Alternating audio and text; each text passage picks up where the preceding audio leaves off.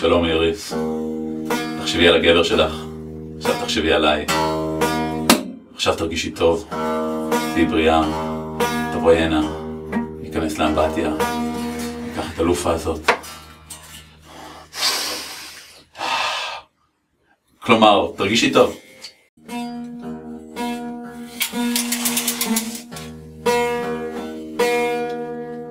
איריס,